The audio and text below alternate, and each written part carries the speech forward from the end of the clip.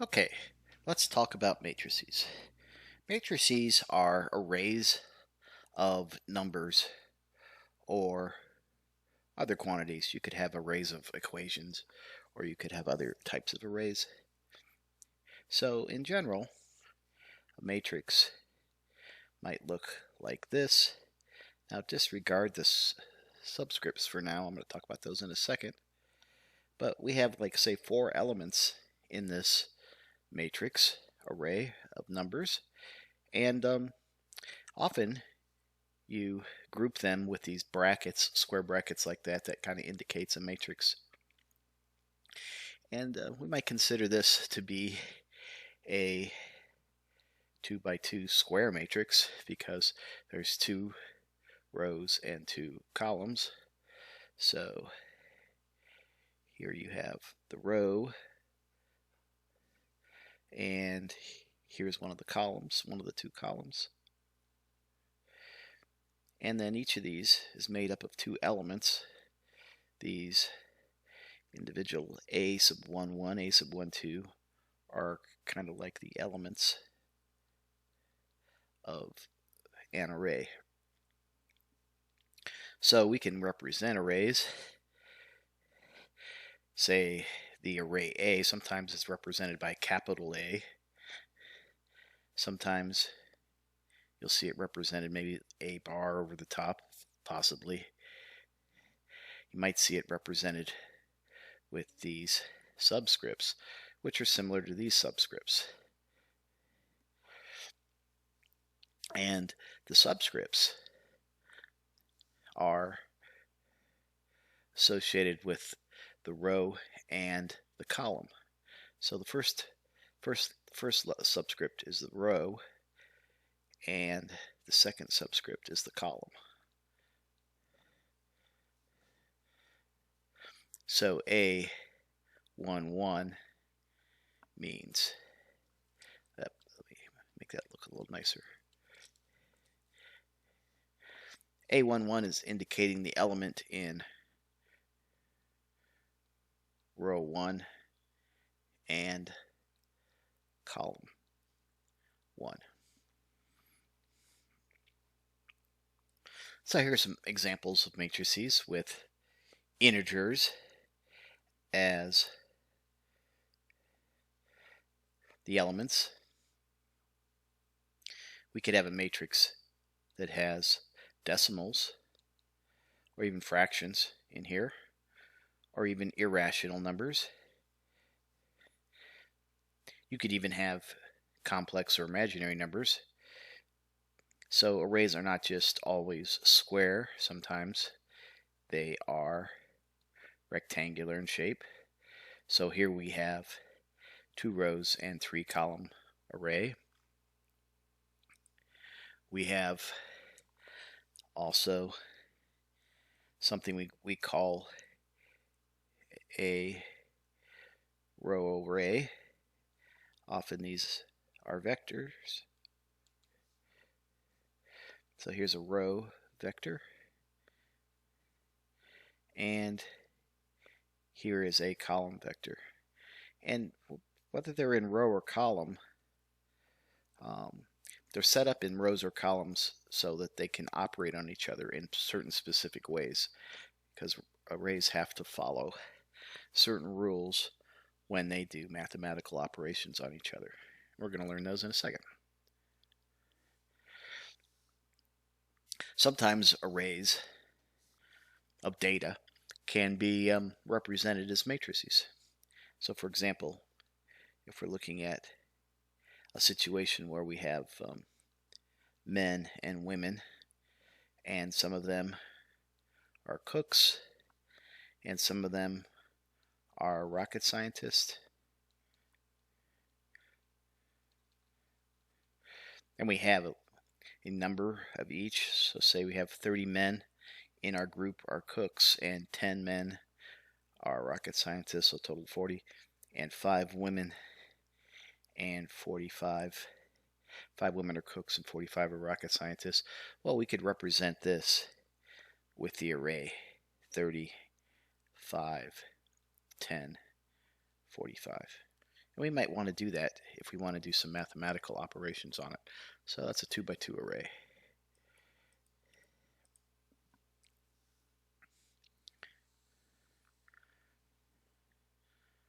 So let's talk about matrix operations. So start with addition and subtraction. So we're talking about taking one array, maybe, and adding another array to that original array. And I'll just, instead of doing this in a general sense, I'll actually use integers here as elements of my array. So I have this array, and I add to it this array.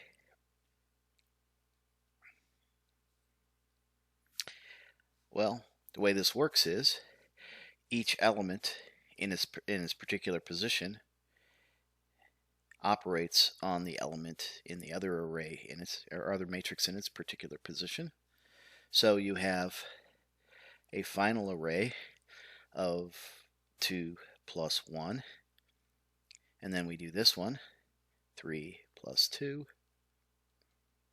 Then we go to the next column, next row, I guess, 4 plus 6, and then 6 plus 0. So the a sub 1 1s operate on each other, the a sub 1 2s operate on each other, and so on and so forth. Well, let's simplify this. This is 3, 5, 10, and 6. So that's the sum of those two matrices. Subtraction works in a similar way. 2, 1, 3, say.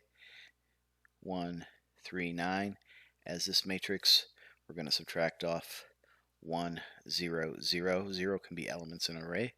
2, 1, 6. I used to live in area code 216. So 2 minus, so again we do the same thing. A11 minus B11. If this is our A matrix, this is our B matrix. Then 2 minus 1 is 1. 1 minus 0 is 1. 3 minus 0 is 3. 1 minus 2 is minus 1. We can have negative numbers, obviously. 3 minus 1 is 2. And 9 minus 6 is 3. So 1, 1, 3, minus 1, 2, and 3. So as I'm doing this, you might have noticed something. That in order to do addition or subtraction, you have to have matrices that are the same size. By size, I mean this is a 2 by 3 matrix, so I can only add or subtract another 2 by 3 matrix, and our final matrix is a 2 by 3 matrix. These up here, of course, were 2 by 2s, and I added 2 by 2, and my final matrix is a 2 by 2. So keep that in mind. You cannot do something like this. 2, 2, 1, 6, say, for a matrix, plus 1, 2, 3, 3, 1, 3. You'll see that if I take this plus this, and this plus this, and then this plus this, and this plus this, I have stuff left over. It doesn't make sense. So, can't do it. Not gonna do it. Alright.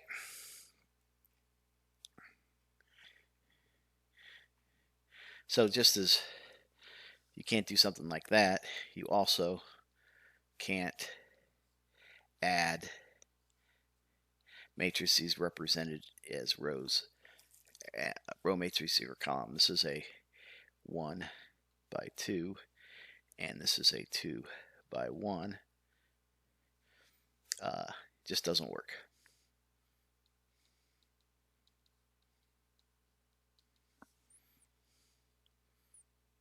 Okay, here's the commutative rule for addition. Matrices follow this. So essentially, if you have matrix A plus matrix B, this equals matrix B plus matrix A. And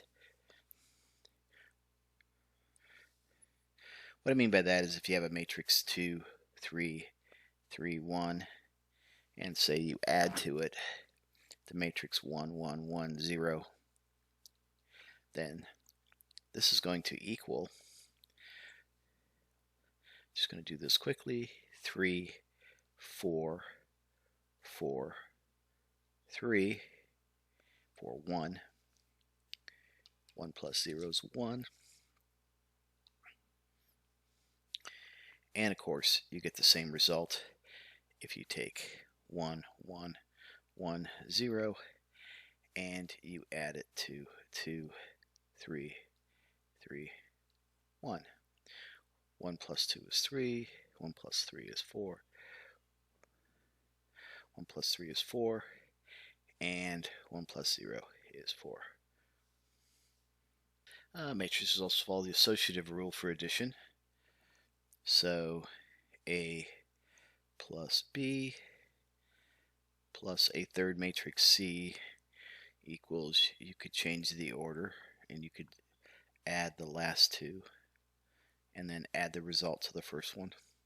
I'm not going to do that. I'll let you work a practice problem like that on your own. We have something called the zero matrix, which is analogous to 0. So the zero matrix is 0, 0, 0, and 0. No surprise there.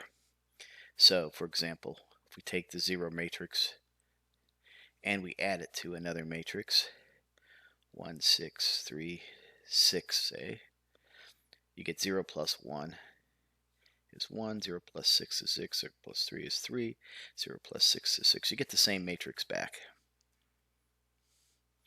So the zero matrix plus, sometimes we might write it like this, plus A equals A again. So that's similar to the how 0 acts in our real number system. So that's some properties of matrices. We have something else, since we're talking about matrices, we're going to talk about a scalar. And a scalar is like a single element term. Call it maybe just K. Kind of. So it could be a constant, or it could be anything. But there's only one element here. Let's say K equals 2. Now if you have a matrix, then you can operate on it with a scalar. K times A equals essentially K times the first element, and then in the second element, the new second element is K times the second element plus K times this element down here, and K times this element over here. So that's like saying K is 2, 2 times 1, 2 times 1, 2 times 3, and 2 times 4. Of course, let's simplify this. 2, 2, 6, 8. Scalars. That's all a scalar is. Scalars also have properties. If you have K times another scalar times a matrix, you could take the two scalars and multiply them together, then multiply by the matrix, which could save you some time. If you have K times A plus H times A, you could save time again by just taking K and adding it to H and then multiplying it by the result by matrix A.